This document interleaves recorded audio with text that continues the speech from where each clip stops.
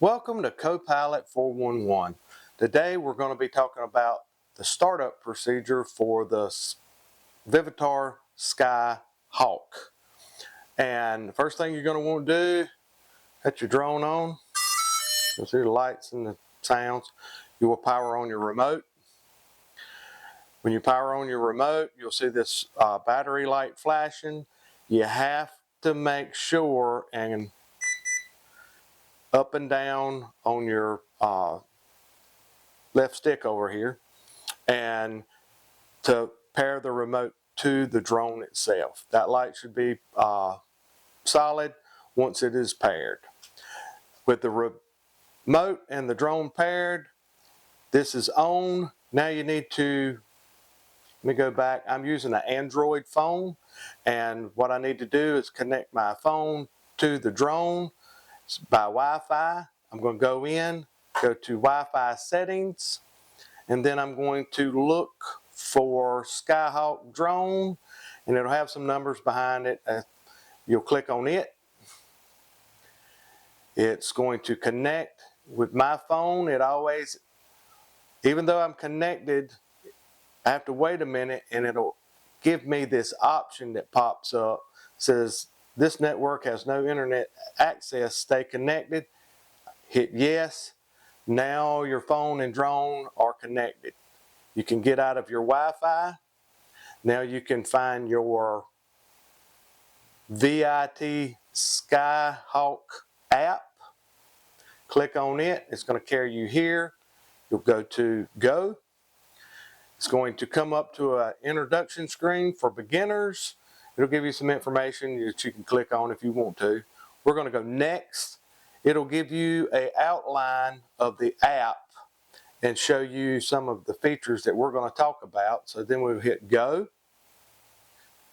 And now we are seeing what the drone sees with the camera.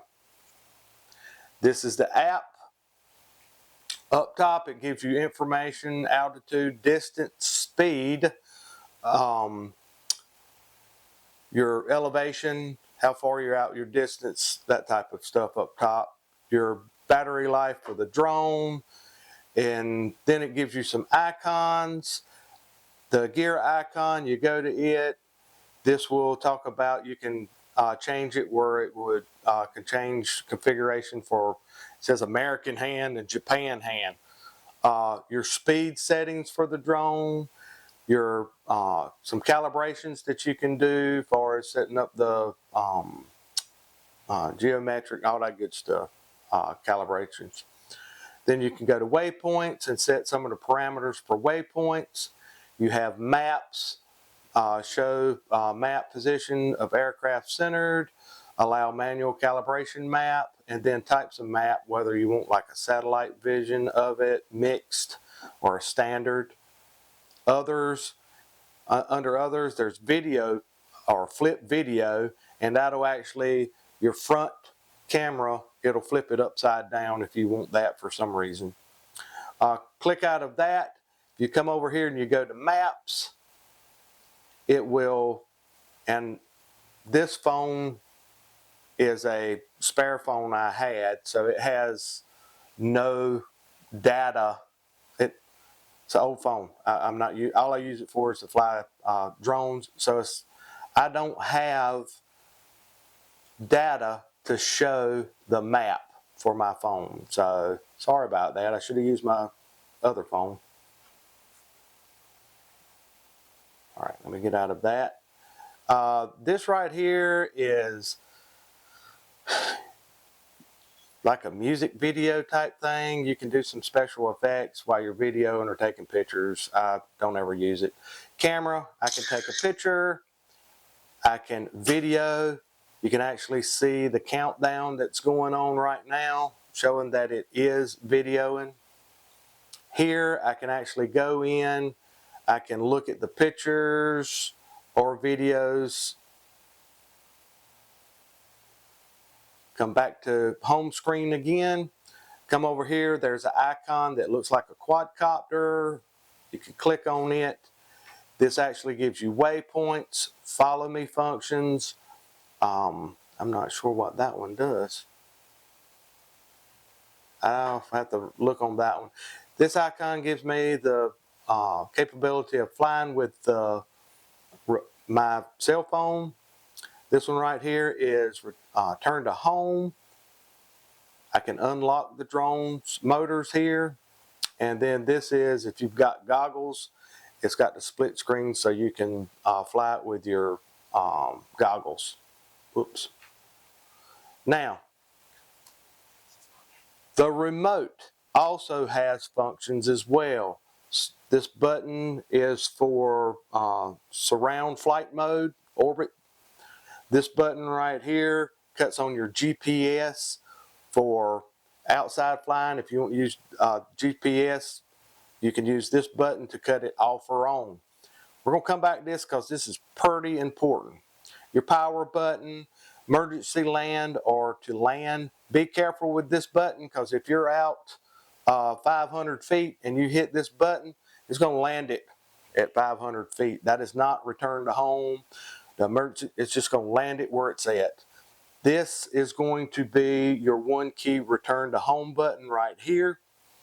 This button here is going to be your geomagnetic calibration, and I believe long hold is going to be for headless mode. Camera button here, if you hit that once, it's going to take a picture. If I press and hold, it will actually cut on the camera for recording. If I press and hold again, it'll cut it off. This button actually does the same thing on the control itself. Now, one of the things we've got to watch out for is GPS mode. When you cut this on, it's going to automatically be in GPS mode. You'll see the little white light over the bowl with a wave coming out of it. It's looking for satellites. If there is no satellites, it will not do anything. It won't cut on, it won't take off, it won't do anything until it gets at least 7 to 12 satellites. So if you're going to fly it in the house, you have to cut GPS off. Now that that light's off, I'm not in GPS mode.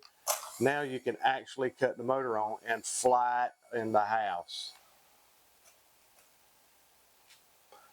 So make sure and remember, if you're inside trying to fly, you have to cut off your GPS. And it's this button here. Cut it back on, press and hold. Light will come on.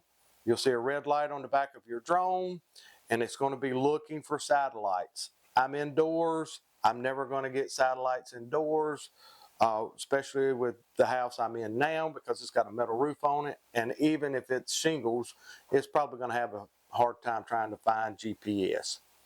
But like I say, big issue with a lot of people is they don't realize they have to cut off the GPS to fly in the house. So make sure and remember that. Well, we've gone through everything. Hopefully this was helpful on getting you started on how the startup procedure for the drone, how to connect the remote to the drone, the phone to your drone, and some of the key features of the app. So thank you for watching CoPilot 411 and happy flying.